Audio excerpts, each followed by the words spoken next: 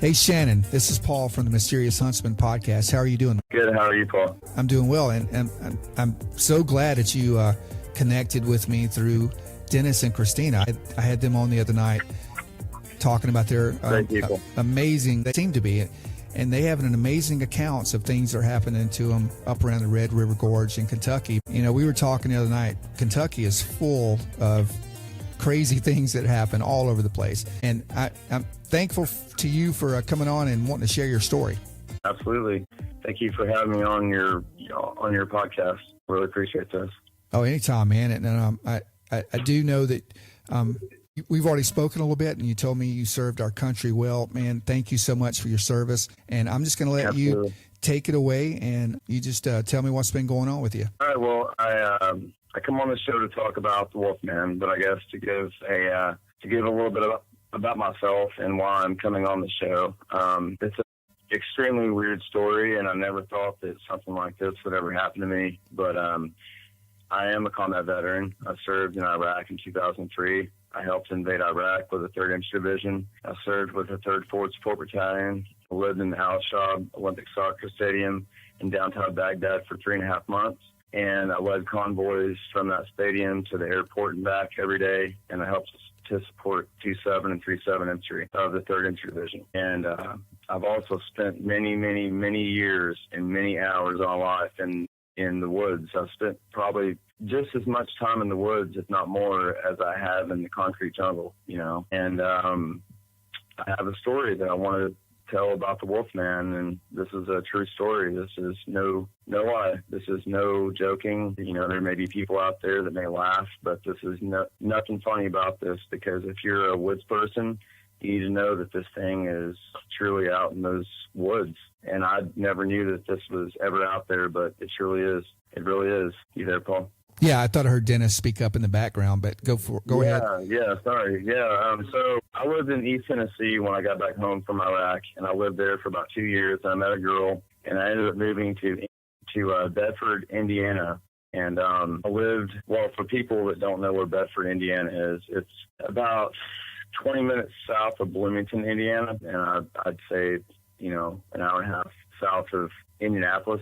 So I lived out in a rural part of Bedford, Indiana, and when I first got there, I ended up moving with this girl to her home, and I lived there for about a month, you know, and we had walked the land and walked the woods. There was quite a bit of land there. There was, I'd say, like about 20 acres there, and my girlfriend's grandmother, she leased out a portion of the land for this guy to rotate crops on, and the guy rotated corn and soybeans on this property.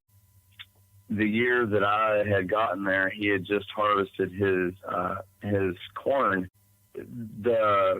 Okay, I'm pausing here for a moment because I'm trying to explain this about the land.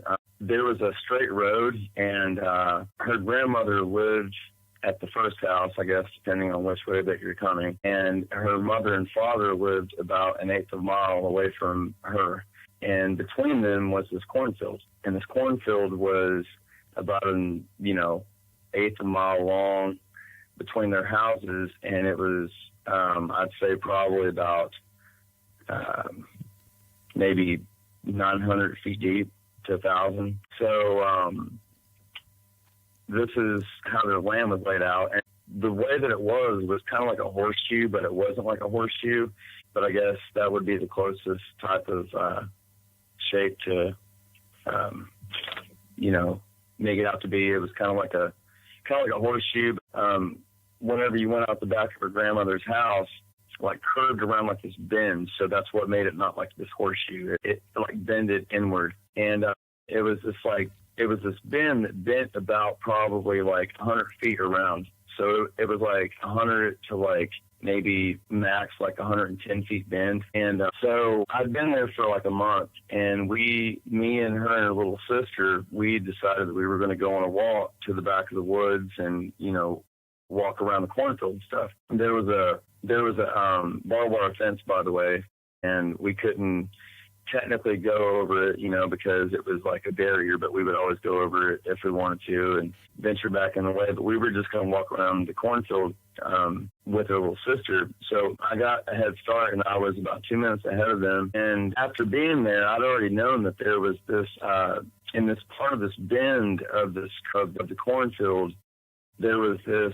I wouldn't call it a trash pile, but it was a trash pile. It was like a very specific type of trash pile. It was like aluminum type stuff, and it wasn't just like paint cans and whatnot. It was like very specific type of metal. And so I knew that thing was there. And when I was walking around this bend, I'd already told them that I was going to go for my walk and that they could just catch up. So I went on ahead. And so whenever I was going around this bend, which is a pretty good sized bend to get around, I heard this metal being tossed from this pile. And I figured that it was probably her father, or, you know, somebody that was over on this pile of metal, that they were just tossing metal. I didn't think much of it, so I just kept on walking. And once I got upon this pile, I literally broke around the corner, and once I got to it, saw this thing.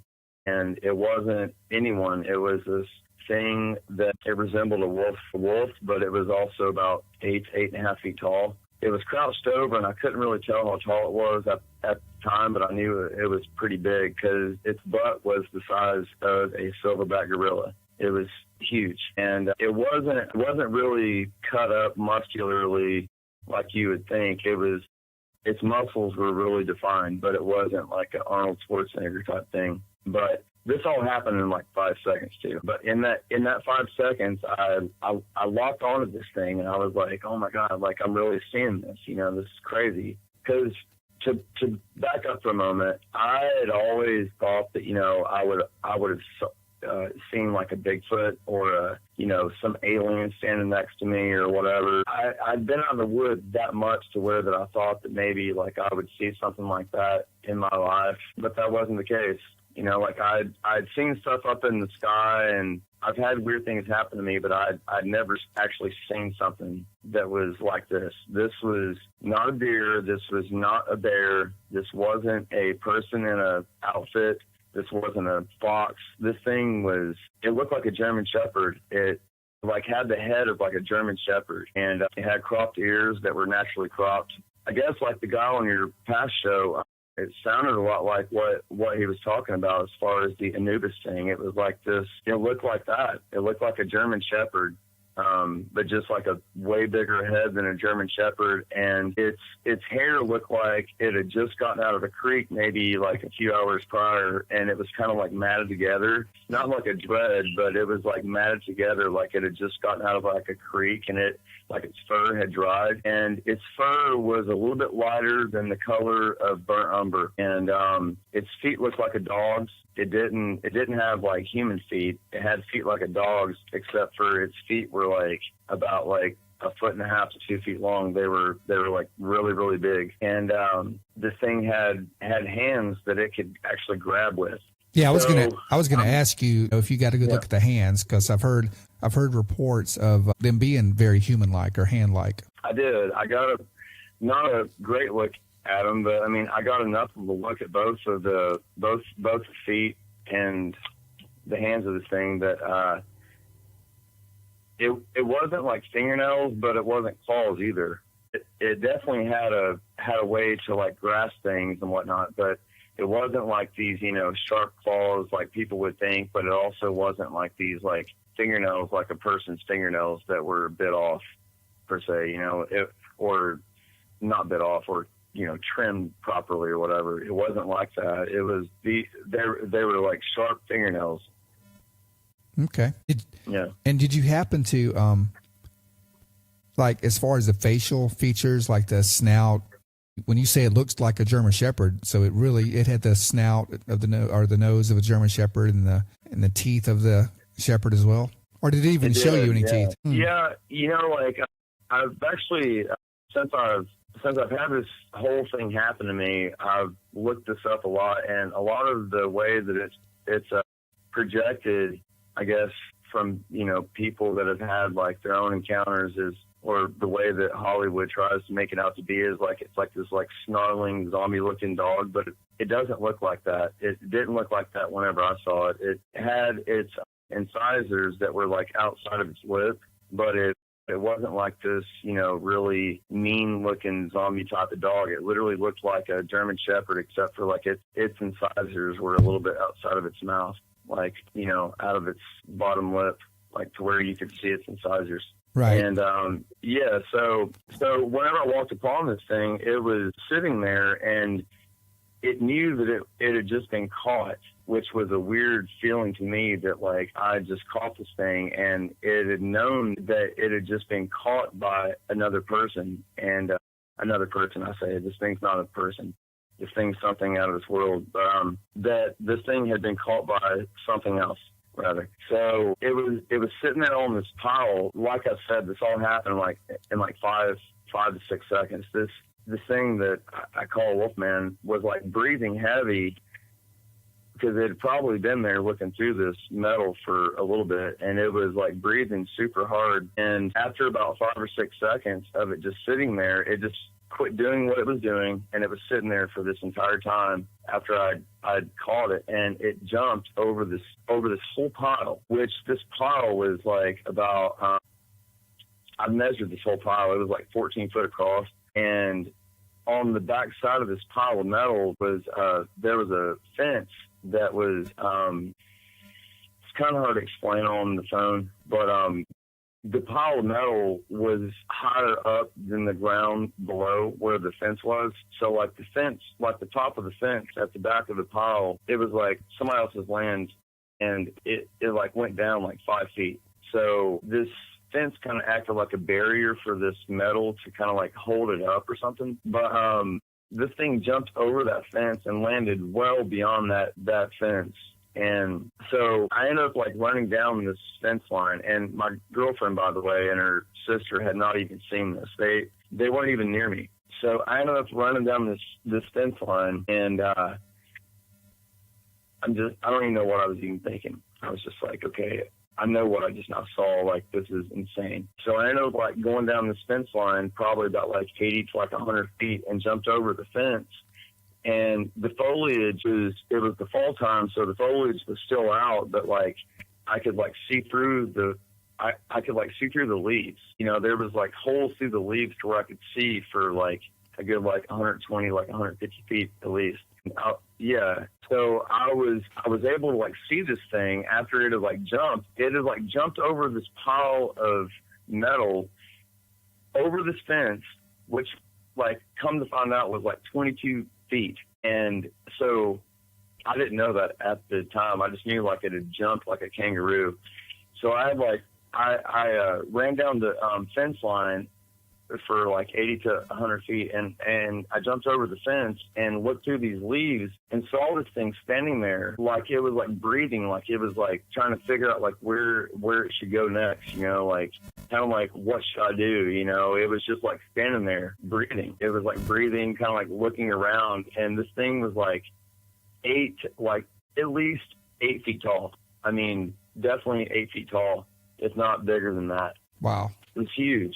Yeah. Did it seem to, like, I'm sorry, did it seem to like make eye contact with you, or did you like? It didn't. The entire time that this whole thing happened, whenever I walked upon it, that was the odd thing that really made me feel weird, is it didn't even look at me. It kind of like just kind of got scared or something. Like it didn't think that something would come upon it or something. And here I come, not even expecting what I was about to see. And I walk upon this thing that is it really looked like a werewolf, but not as Hollywoodized. And whenever it saw me, it just like froze, and it froze for like 5 or 6 seconds and just sat there and breathed, and then jumped over this pile of metal, like 22 feet. Like I said, it was about 22 feet, give or take a foot, like a foot or two or whatever. But it was about 22 feet that the thing jumped, and it never looked at me. I never got to see its eyes, but like from the profile view of this thing, it was like a German Shepherd, but a little bit more pronounced,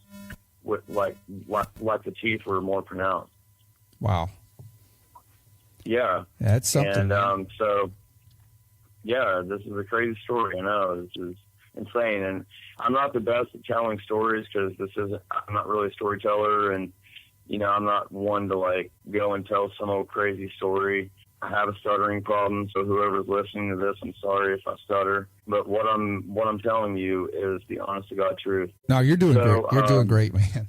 So after this happened, my girlfriend's sister and her, they came upon me, and I'm like, you know, kind of like trying to figure out like what all just happened and how to like, you know, kind of tell my girlfriend like what had just happened without freaking her sister out. So I jump over this fence and I just tell her, I'm like, you know, we got to go. We go across the field and we go back. We go over to her father's house, which is like an eighth of a mile from where we started, like a quarter of a mile, eighth of a mile, something like that, across the cornfield. And we go over there, and I felt really odd, like talking to him about it, because I didn't really know these people. You know, I've been trying to get to know them for like a month and didn't know them. But what I just saw was so prolific that I knew that I had to tell somebody, because they let their little girl run around these woods by herself. And I'm like, you know, someone like can't, like people just can't like let their children run around the woods having an 8-foot tall, massive werewolf running around, you know, whatever this thing is. Like this thing's huge. So, I went over there and I told my girlfriend, I was like, you know, I just saw something crazy and your dad's got to know about this. And, mom was there. So I sat them down and they were just like kind of weirded out about, you know, what was going on or whatever. And I was like, look, like, I know that you are a woodsman. I know that you guys are woods people. You know, you ride your four-wheelers around the woods and all this stuff. But there's something in these woods that is at least 8 foot tall, and it's got hands, and it looks like a freaking werewolf. And you shouldn't be letting your daughter run around in these woods. And they kind of were just like, oh, you know, come on, man. I was like, no, seriously. Like, I know this sounds crazy. This is nuts. I know that this is not a normal story, but you cannot let your little girl, which was like 9 years old, like you cannot let her run around these woods anymore. Even though I'm a kid that grew up like that, you know, like I'm telling these people this. And I actually didn't feel that weird telling them this, because what I was telling them was so true. And I had every right to tell them this, but I also could have easily, which is what happened, like, you know, been looked at like I was dumb, you know, like I was just making this up, or like I just seen something or whatever that wasn't there. But that wasn't the case. This absolutely happened. And he kind of like took note of it, because I guess like he saw the pertinency of what I was trying to convey to him. So probably about like 4 nights later, me and my girlfriend, we were out in the cornfield. We were watching this thunderstorm off in the distance. This thunderstorm that was like full of like lightning and whatnot. We were just out there watching this thing, and we heard this scream coming from the woods. It wasn't necessarily right next to their house, but it wasn't far from their house. I'd say it probably was like within an eighth of a mile. You know, it was somewhere in that area, but it came from the back of their house, and it was this scream that I can't even like recreate this sound. It wasn't a woman being murdered. It wasn't an animal being killed. It wasn't a cow giving birth. It wasn't any of that. It was kind of like a mix of all that, I guess. It was this crazy, just absolute blood-curdling sound that she and I both heard. And we both took note of that. You know, we didn't go and research it because it was so far away, but we knew that, you know, whatever we heard was something that wasn't like a cow and wasn't a fox or whatever. So like about like a week and a half went by after this, and this is all within like a 2-week period, man. And it was like about like a week and a half after she and I heard this sound, they had a herd of deer on this land that they actually fed. And they, like, her father was like a deer hunter, but he never like killed these deer because he just like fed them. And every one of those deer on his property were found dead by him. They were all found dead with their intestines ate out. Like none of the muscles were touched.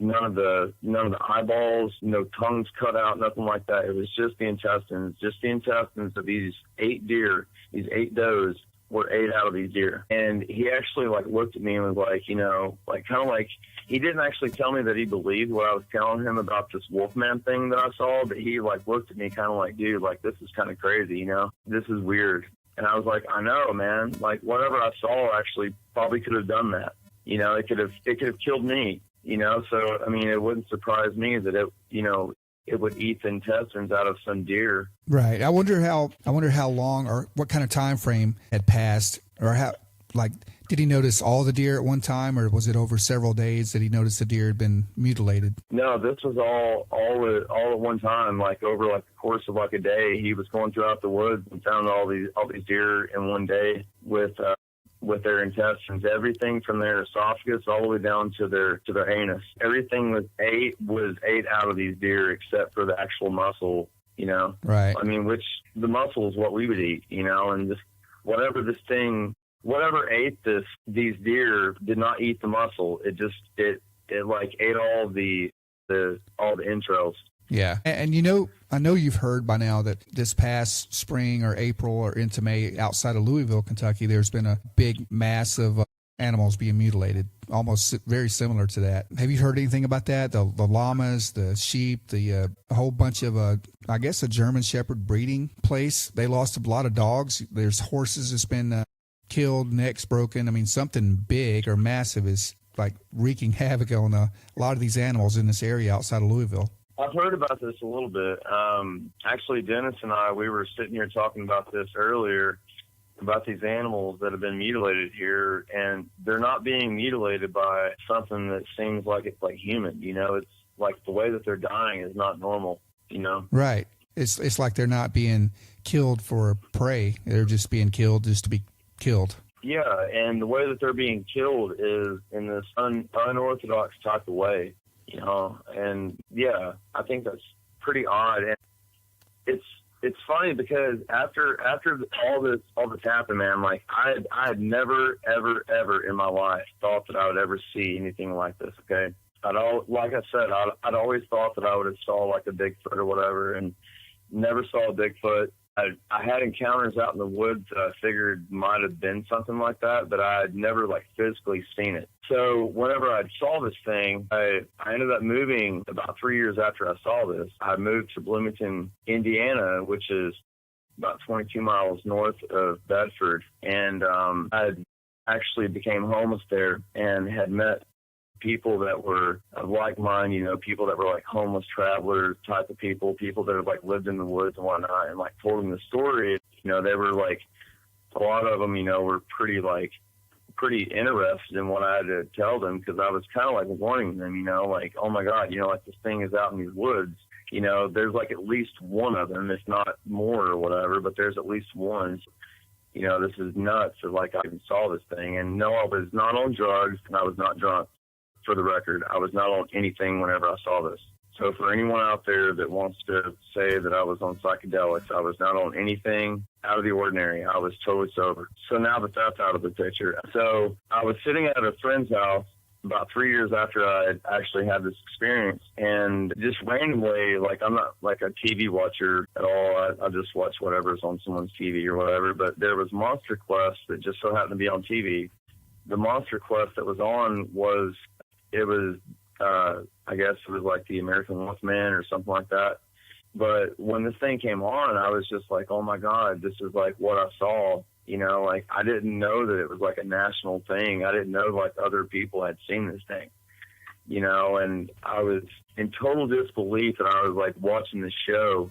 So I started like watching the show, and I was like telling the people that I was in the room with, I was like, dude, I was like, I have actually seen this thing. And they're just, you know, looking at me like I'm nuts. Like, I was like, no, I'm not kidding. Like, this thing is real. Like, this is Monster Quest, you know, and they're like, oh yeah, Bigfoot, you know, aliens, whatever, little green men. So they didn't like really believe what I was saying to be true, but what I was watching on that TV is exactly what I saw, except for what they were showing on the TV was like a lot muscular and a little bit shorter than what I saw. And yeah, it was the exact same thing. It was the exact same story, and it showed on the TV screen that Michigan, Ohio, Illinois, and Kentucky and Indiana are the places where this Wolfman has been the most seen, I guess, apparently.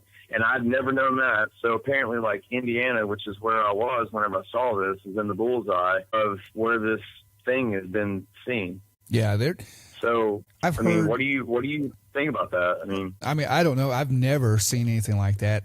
I've kind of always wanted to, but I don't know. I know, being former law enforcement, I am big on witness testimony, more so than like actual trace evidence that you could find. If you talk to enough witnesses, or if you have enough witnesses to corroborate stories, you start developing a pattern. And it's very interesting to me that there's been so many cases in, tri-state area or circular area. And if you go back and look in, have you ever heard of the Beast of Bray Road? I think it's outside of Elkhorn, Wisconsin. I've not actually, no.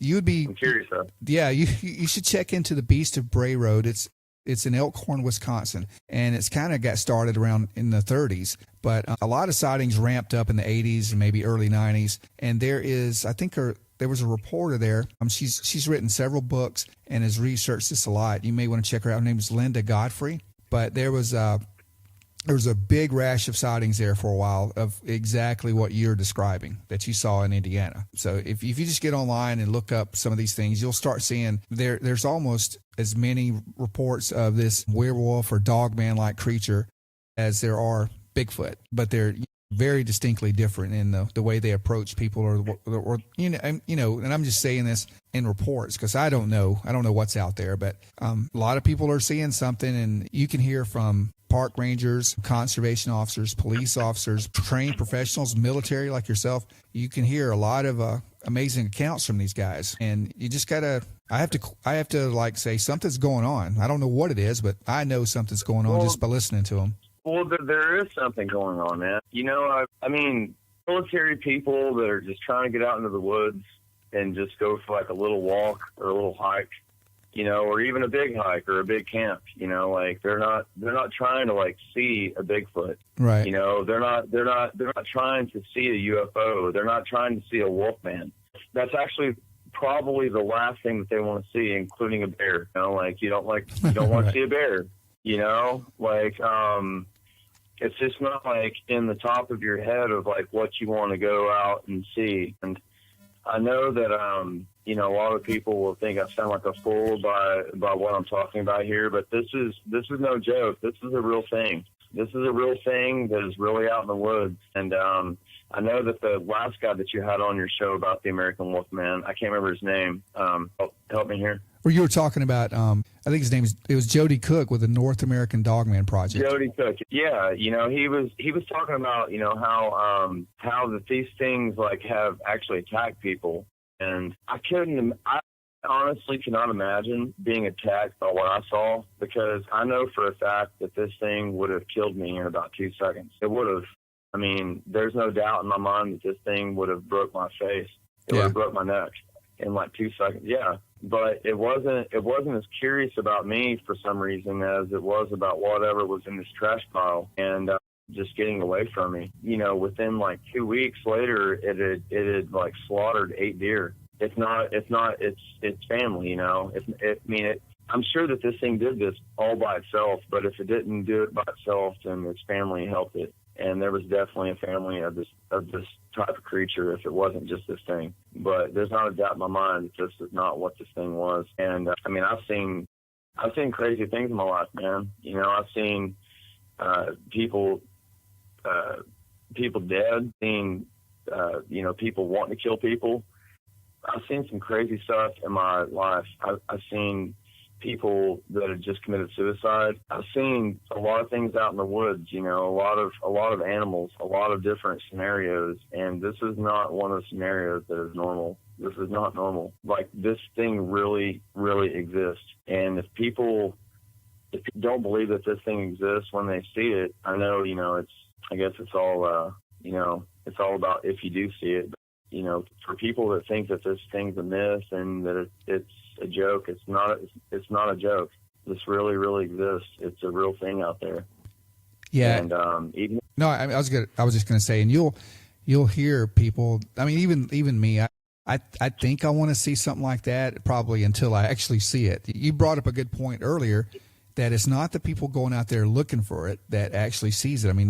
there's tons of people who say they're going to go find Bigfoot, or they pick up baseball bats and hit trees, wood knocks. They do whooping calls and all this kind of stuff. And I've done this too early on, but it's like the people that least expect it. They're not hunting it, but they're least expecting seeing something like that out there. And that's who runs into it more so than the researchers and the investigators are, the ones that are out there trying to actively find it. It's kind of exactly. It's like they're just. No, go ahead. Sorry, Paul. I was just going to say really fast that, people that do run into these things, whether that they're avid woodsmen or not, they're not like, walking down a trail with their phone going 24/7, or, everyone doesn't have a GoPro that's always on, Right. See this kind of stuff. And it just so happens a lot of times, at least in my case and a lot of other people's cases, that they don't have a camera. Because I guarantee you, if I had a camera and or a weapon at that very moment, I would have probably shot this thing. And just to show the world, like, look at this. This is crazy. Like, look at what I just now killed. Like, it really sucks that I killed this thing, but look at what I just now killed. This exists in the wild. There's got to be other things like this. And I would have totally shot it. I would have. If I would have had a firearm, I would have shot this thing. Right. Yeah. Yeah. And I know that there's like, laws that like protect Bigfoot out west and stuff like that. But it's like, if there's laws that protect these things to the point to where you can't actually hunt them, even like trap them just to show that these things actually exist, then how are you able to prove that in a cryptozoological type of way, like to actually prove that these things exist to people so people quit doubting, Yeah. I mean, unfortunately, it's going to take an actual body. I think I would hate to do it myself unless I was being threatened. But, it's going to take a body. It's not going to – you can watch any video on YouTube or anywhere right now. If the video is really good, people are going to say it's too good, it's a hoax. If it's really bad, they're still going to say it's a hoax. I mean, so you really can't please them. I mean, it's going to take like an actual body and, someone on CNN saying, hey, here's the body. Here's your proof. And even then, people might still be skeptical. It really is, and like people have, given bodies of like really, really big wolves that, they say were the Wolfman and stuff like that. But this, like, things that have been presented are not what I saw. What I saw was like 8 foot tall. It was the size of a mountain from Game of Thrones. This thing was huge. Yeah. Okay. It was freaking huge. And if one of these things were ever killed by a hunter or just somebody that's protecting their land, people around the world would know it. And I feel really bad for the person that would actually take the life of that thing, because they would be world famous and they would probably be forever known as the person that killed the Wolfman or a Bigfoot, and they would never be left alone for the rest of their life. Yeah, you're right. It's true. I mean, what would you do if you were out in the woods, Paul, and you had a weapon and you're just walking your woods with your girlfriend or your son or your friend or whatever, and you saw a Wolfman or you saw a Bigfoot, and granted, I know that you don't like want to kill something that's not trying to harm you, but if you saw one of these things, including an alien, if you saw a green alien, would you not just like think about like wanting to shoot it just to prove to everybody that these actually exist? Wouldn't you like think about that? I would, but I mean, you're ex-military. I'm ex-law enforcement. You and I both have been trained, to recognize and identify threats, immediate threats. And I don't know, it's kind of ingrained in me I don't think I could pull the trigger on something if it wasn't actively charging me or attempting to harm me. I think I'd have a tough time doing it, honestly. I don't think I would want to. Totally agree with you. I don't think I would just to prove that I was right, or just to prove to someone, hey, look, I'm not as crazy as you think I have been in the past. I don't think I could pull the trigger just to justify my cause, But yeah, I mean, if it was coming at me or if I felt threatened, absolutely, I would do my best to put it down. And from what I'm hearing, sometimes a lot of hunters that run across these things, they look at it through the scope. Something appeals to them, or it looks human to them at some point. And I'm kind of now I'm speaking them through like maybe a Bigfoot situation. They said they can't pull the trigger, and they don't know what it is about that, or they're just too frightened to pull the trigger. But a lot of hunters out there weren't really trained. You know what I'm saying? Like you and I may have been. So right. It's, I don't know. Everybody's different, but. And that was a long speech, but I just honestly, I don't think I could do it just to prove my cause, but I know that's what it's going to take.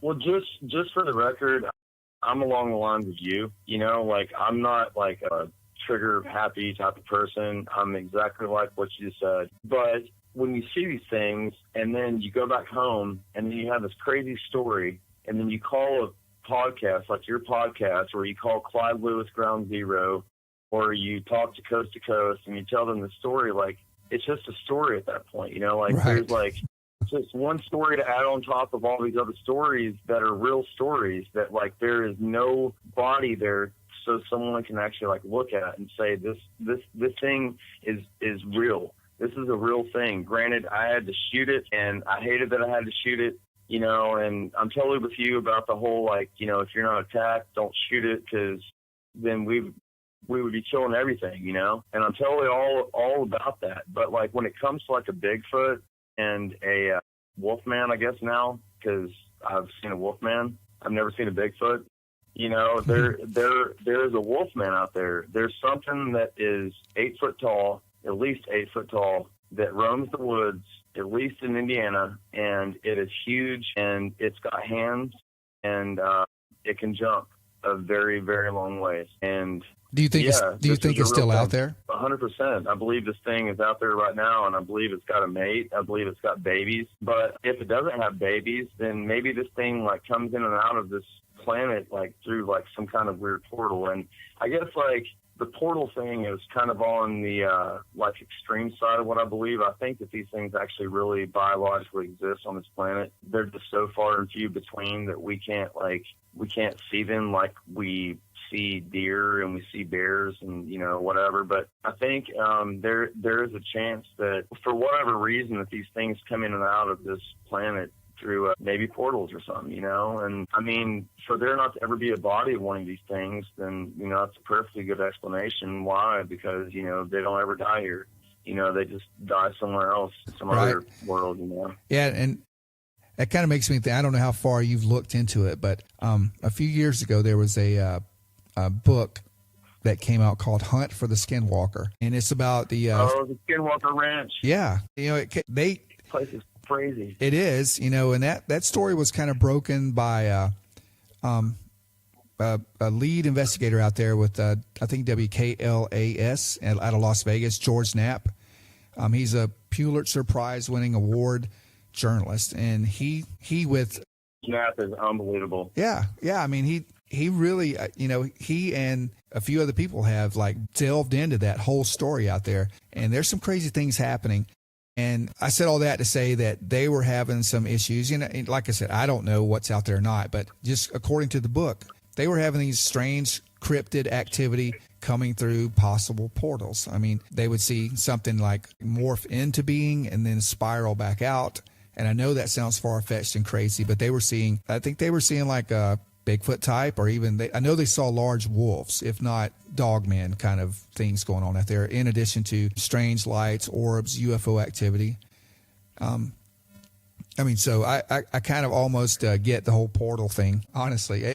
It sounds fantastic, but you know, it's fun for me to think about. I mean, it does sound fantastic, but whenever you, like, actually get outside of yourself and you look at, like, what you are, you know, like, because all you are is just a piece of skin stretched over bones with a thing inside of your skull that's called a brain, you know, that you're able to think with. And when you take whatever you're given and you're thinking about, okay, what's outside of you, and when you look out to the stars and you see that there is just an infinite amount of nothing, you know, to think that, you know, that we all have it, like, in this box, that this is what is, this is what is not, you know, and this is what you're going to see, this is what you're never going to see, you know. I think that's kind of crazy to think that. I think that's really weird, and I've always thought that was weird before I ever really started having experiences at a really young age. I've had a lot of experiences, and I'm sure that I'll talk to you again on another podcast about something else, you know, but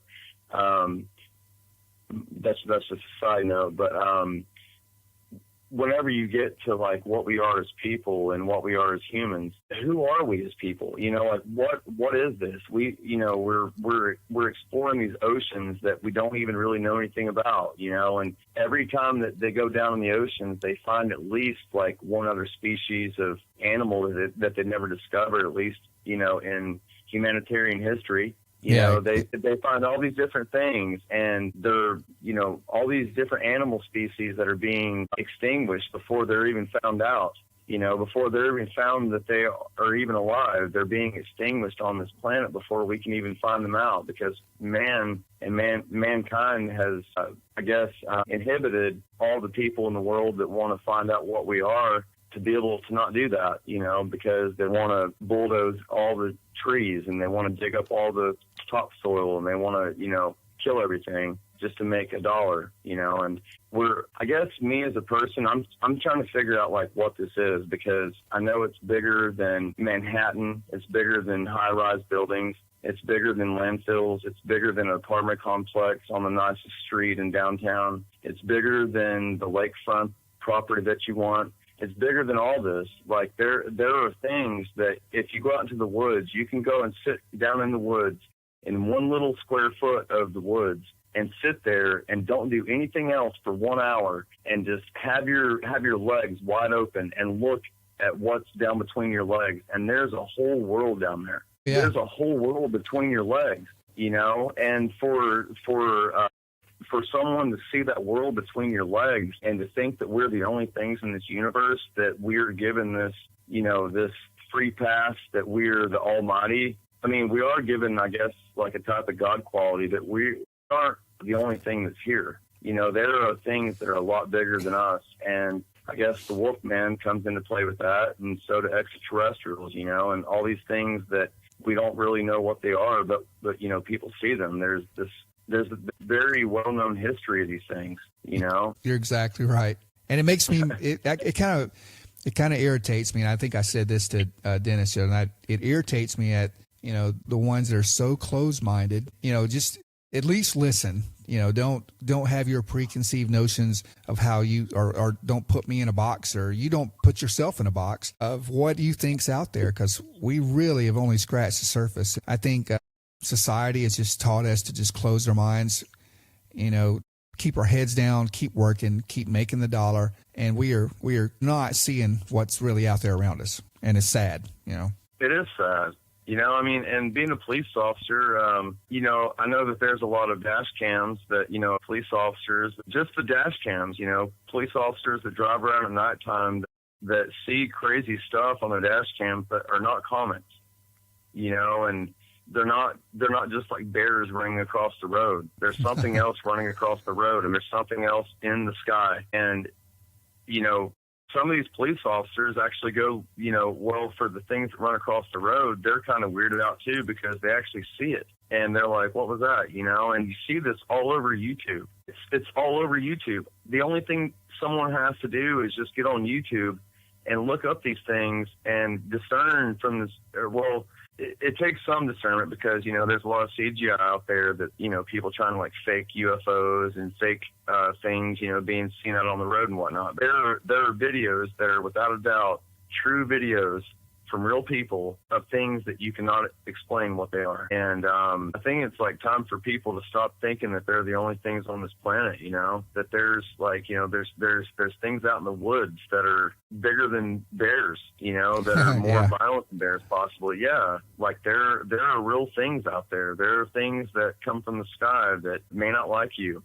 You know, and I guess religion too, you know, I'm not trying to get religious about it, but like religion has made people think that they're the only things here, you know, that they were put here and there's nothing else beyond them. But all throughout history, you totally hear about, you know, chariots, you know, flaming chariots coming out of the sky and whatnot, you know, like what was that, you know? Yeah. Like, what is that? And that's what gets me. I mean, because I am a Christian. I grew up Christian, and just look throughout the Bible, and you will hear, or you will read amazing stories and amazing accounts. And if, you know, I was thinking about that tonight. Earlier, we were having dinner with some family, and I was just listening, and I was thinking about that. Ezekiel, who saw the wheel within a wheel, I mean, can you imagine what they thought about him when he went back? Like he came back from the desert and he's sitting around his hut or whatever. And he said, "Hey guys, I just saw a big circle come out of the sky. These creatures came out. They all had 4 or 5 faces. One was an eagle, one was a lion." And it's like, yeah, Ezekiel's drunk again, but no, they didn't, it's so, I mean, there's so many stories in there that we take. Can you imagine being Ezekiel's family though, and like hearing that? It's like, what did you just see? Like, are you really that drunk? That's it's crazy. And I'm sure that like what you just said, a lot of people just wrote that off as Ezekiel was drunk. He didn't see nothing, and I guess maybe being written off as it's nothing goes back as far as that. Yeah, for sure, and we take it as it was divine intervention now. Of course, at this point, and all these stories in there was created, our guess was, written about, yet nowadays we can't talk about our own creative stories, not creative stories. We can't talk about our own stories without someone thinking we're nuts, It's just kind of double standard. True. It's true. And Paul, just to extend the olive branch to you, I grew up Christian as well, and I grew up with a lot of that, and my mom took me to church every Sunday, and I guess I was just a more questionable kid. I didn't just agree with like what I was being fed every Sunday. I wasn't like one of these kids that just like went and punched my time card in every Sunday. I actually had questions because I wanted to know where I come from, and a part of being out in the woods is figuring that out, like you go out in the woods, you figure yourself out, you go to the mall, you figure out who you are, and you go to school, you read textbooks, you learn about animals, you learn like what animals that are in your area. And I know all this started out with the Wolfman, but like, you learn all these things and you realize that like, if you have a brain, half a brain, and you don't just conform to everything, it's not really about conformity. It's not putting yourself inside of a box and allowing your brain to not, I wouldn't say it would be allowing your brain to not do something. I don't really know how to say this, because a lot of these things happen to people that don't even care about this stuff. It just happens to them, and then they're the ones that have a story. So I don't know how I really put that, but yeah, like there are things in this world that are, I think that trying to figure out like a good word to say this. I can't think of it either. I know what you're trying to say though, but I can't think of it either. But I get it. I mean, and I was like you. I was very inquisitive as a kid, and that may be bad, that may be good. I'm not sure, but I'm still asking questions, even at my age. I mean, and honestly, I think that's okay, because it's like I'm not into religion, but I am spiritual. I'm into spirituality, and like you said, Absolutely. If you go out to nature, you go out to the woods. To me, that's where you find your spirit, your spiritualism. I mean, just getting quiet, maybe listening to nature, the sounds of nature, you will actually become, if you just leave the phone, get away from technology, get away from the crowds, get away from TV, anything, you'll ground yourself and become more spiritual. You will meet more, if you call it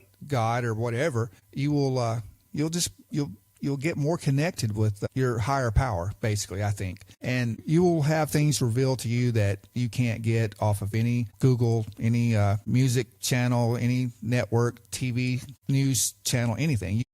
I think it's important. I think we're getting away from that. And that was really way off the subject. I just had to get off my... No, you actually kind of, really on the subject there, man, with what we're saying, because, like, so many people, they only, like, want to just see, like, what is in front of them, I guess. They see the trees, but they can't see the forest. And people like us come along with UFO stories or with Wolfman stories, Bigfoot stories, ghost stories, whatever.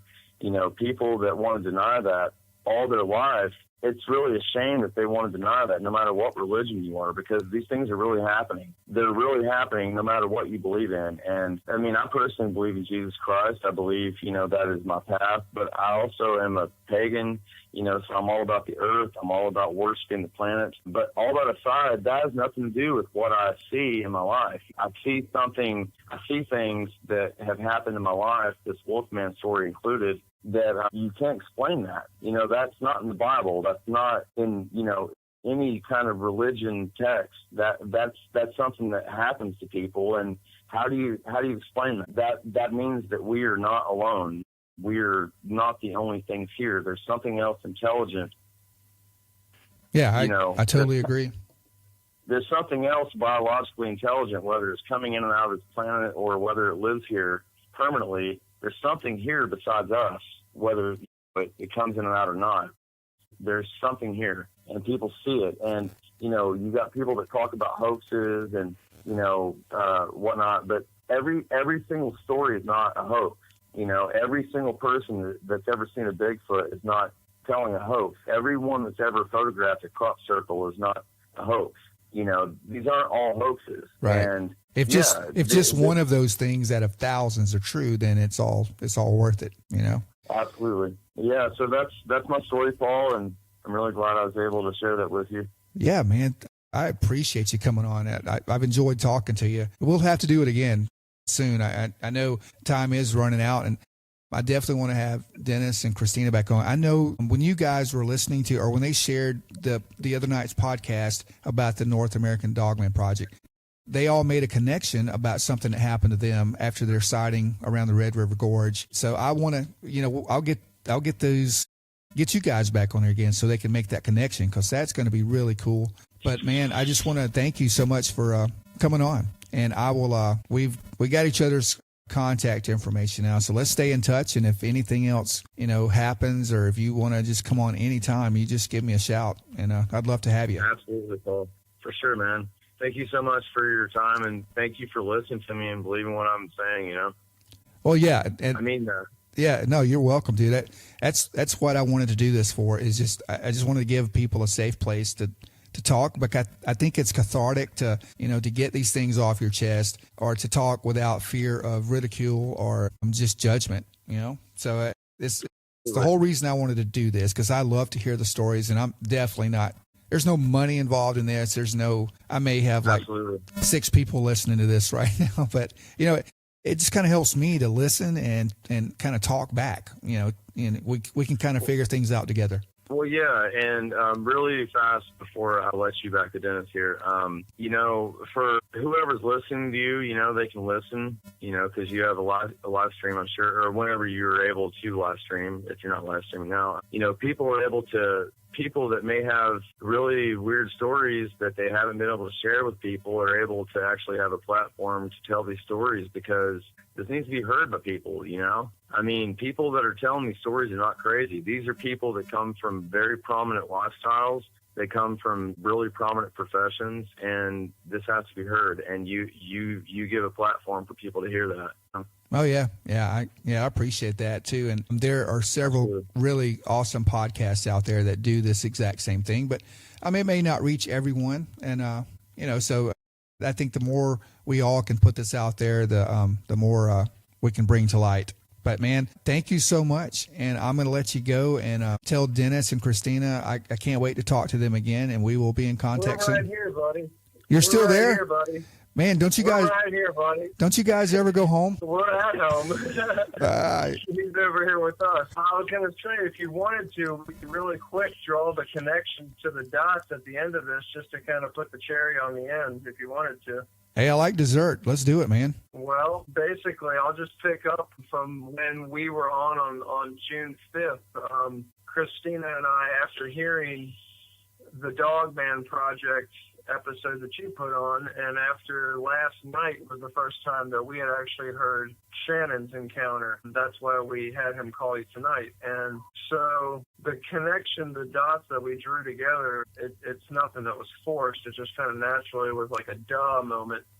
Basically, if anyone that's listening now still, if you had heard our encounter about the Red River Gorge, then you'll remember that we had talked about seeing something go down in front of us out of the sky. Christina saw something get shot and blown up, and we saw the smoke trail coming towards us out of the sky. Well, and then we had this huge scream that came out of the valley about 5 minutes later, and honestly, we can't help but draw the conclusion that it must have been one of these creatures, because what our whole take on it, just between us as it was happening, was that it was something very scary, very large, something that was definitely not human in the sense that it was making a sound that we can't reproduce with our vocal cords, and it was so huge. I mean, you could hear the power of its lungs, basically, and we were, 800-900 feet away from it, and we could hear it clear as day through the valley, echoing up to the mountainside. And Christina, you want to add something to it? Sure. Yeah, this is while we were having, all of the UFO experiences as well. So when we were listening to the North American Dogman Project episode, and we heard the theories proposed about this Dogman, one of them was that it was extraterrestrial. And once that was said, and we both heard that, we kind of looked at each other, and that was the dumb moment, like, oh, that's probably what we heard howling down in the valley. We were seeing all that crazy stuff in the sky. Like, that just makes sense. And then, of course, the next day we have Shannon come over and tell us his story about the Dogman. So I'm just over here waiting, like, preparing to see one now because it all keeps coming to us like this. Well, and the other part of this is those Louisville mutilations of the llamas and the sheep and the horses and everything else that happened afterwards. That actually took place about 3 days, 2, 3, 4 days after we had our encounter in the gorge. We made our way back over here to a friend's house and eventually heard about this on the news. And so we really didn't put all that together till, a couple of nights ago, because it just seemed, like another weird thing that was happening. But once we put it chronologically in order after hearing these stories on the episode that you had, and with Shannon telling us this, it just kind of logically made sense that this is what was happening around us. It's nothing that we can replicate, I mean, it was such a loud projection. You could tell this thing had a huge chest cavity, Yeah. Another interesting coincidence with the possible extraterrestrial connection is that I was continuing to see those same type of craft in the sky in the same area in Louisville, the same neighborhood where the animal mutilations had occurred. Wow. It's out by the zoo. And she was seeing these crafts and taking pictures. And she actually sent you one of these pictures now, Paul. I got that. And like I said, a few of the pictures were, I guess by the time it got to me over my phone, it was heavily pixelated. But the earlier, or the second or third picture you sent it was crazy because it looked just like a cylinder or some kind of just tube in the sky. It was kind of very odd looking. I appreciate you sending me that. Yeah, we have to keep good on our end. Right. We told you we'd send you some pictures, and also we're totally game for taking you out to the mountain in September. We're all about it. Yeah, well, I'm gonna do my best, either that or October. I know myself and a couple other guys are going on like a small expedition around the Smoky Mountains in September, I believe. It's like a 3 or 4 day or 3 or 4 night hike. And we're going to like an undisclosed location of some reports of some Bigfoot stuff going on. But I definitely will get up there to you guys. Yeah, October's fine too, buddy. Cool. Yeah, Whenever. We'd be more than happy to take you up there. And don't forget, I mean, you said you guys might come down here to Nashville. Just let me know anytime. I'm usually around. I have a very boring life, so just hit me up and we'll see what we can get started. Yeah, I'm thinking possibly like the end of July, somewhere around there. We could probably swing down there because you're not too far. Yeah, that sounds good, man. We'll have lunch and we'll talk shop. Maybe we'll open up a big can of worms. Gotcha. All right, guys. Well, thank y'all for calling and coming back on again, and I will be in touch. All right, Shannon has one last question for you real fast. Sure. Hey, Paul, I got one question for you, brother. I don't know if I'm live or whatever, but I was just going to ask you, have you ever heard about the Brown Mountain Lights? Yes, sir, I have. I've been there. That's a real thing, man. I've seen them. I have been there. It's funny you bring that up. I was thinking about that earlier. What is that? I don't know. There's so many theories about that. I don't know. Like I said, I was over there working a couple of years ago. I'm also a private investigator, so I was over there in the area doing some claim cases, insurance fraud cases, and stuff like that. But I was like, I'm so close to the Brown Mountain Lights. I'm going to go up here tonight by myself, and I'm just going to sit up here. And I didn't expect to see anything, so I took night vision equipment, which you could see it without night. You went there looking for them. Yeah, I sure did. I mean, you wanted to see something. Yeah, I did. And I after I got up there, I was like, I shouldn't be here by myself. It felt really odd. No, I got up there and I sat there for a couple of hours, but I started seeing the spark of light that goes across the bottom, and then I saw the haze of light, and then it started just really glowing, and I got out my night vision camera, and I could see it even better. I just wanted to make sure, I was seeing what I was seeing, and the night vision kind of confirmed it, because you know how night vision works. It just really brightens it up. Absolutely. But I have no clue. I've heard everything from some type of gas escaping from the rocks in there, especially if you're having like small seismic activity, which is plausible. I've heard ghostly, like Native American search parties looking for lost, or even like maybe old Confederate stuff looking for lost souls. I've heard alien bases are under that mountain. There's so much goes on, but I know that I actually saw myself, and that was pretty cool. Well, everything that you're just saying, like, I believe that everything that you just said is possible, because the things that are on that mountain are so weird. And the way that those lights sometimes will, like, shoot up in the sky even, they're just like, yeah, it'll be like a really condensed, like, ball of light, and not necessarily like a big, like, light column. It'll actually be like a condensed ball of light that'll, like, shoot up into the sky and stuff. It's like, yeah, and what you said, people, thought that it may be like seismic activity with gas escaping and UFOs and Native American type spirits and stuff. And I'm actually all for the above, because, dude, that is some of the craziest stuff I've actually never witnessed the Brown Mountain Lights personally, but it was a big myth around not a myth, but it was a big story around my family whenever I was growing up, and around my home, because I come from East Tennessee. And it was a really big thing, like my mom would always talk about, like, how that her and my grandmother had seen the Brown Mountain Lights, and people around me had always talked about the Brown Mountain Lights. And I went up there one night to go see them, and never got to see them, but I had actually seen videos of the Brown Mountain Lights, so I knew that they existed. So I was really curious to know if you'd ever been curious about the Brown Mountain Lights. Yeah. No, you're right. And it is very well documented. I mean, it's been on all kinds of news channels. It's not just a hoax you can look up on YouTube or anything. It's very well documented. I don't know what. Very real thing. Yeah, it is. But I'll tell you, I don't get scared easily or often, but you're up there by yourself. It was just a very weird vibe. It's a very weird place to be. Very weird. I can't explain it, but I loved it. But it's like the whole time I was up there, it's like, it's just not right. Something's not right here. No, dude. I'm gonna let you guys go, and if you got any more questions, just jot them down, and we'll talk about them next time. You got it, buddy. Awesome. All right. Thank you, brother. It was very good talking to you. Oh, you guys too, man. You too, Shannon. It's great to meet you, and I'm sure we'll talk again. You guys take care. Yeah, stay safe, Paul. We'll be in touch. All right, you guys have a good night. Later. All right. Bye-bye. Bye-bye. And that's a wrap for episode 10. It seems like it was just only yesterday that it was episode 9, but who's keeping count? Anyway, guys, thanks so much for listening in.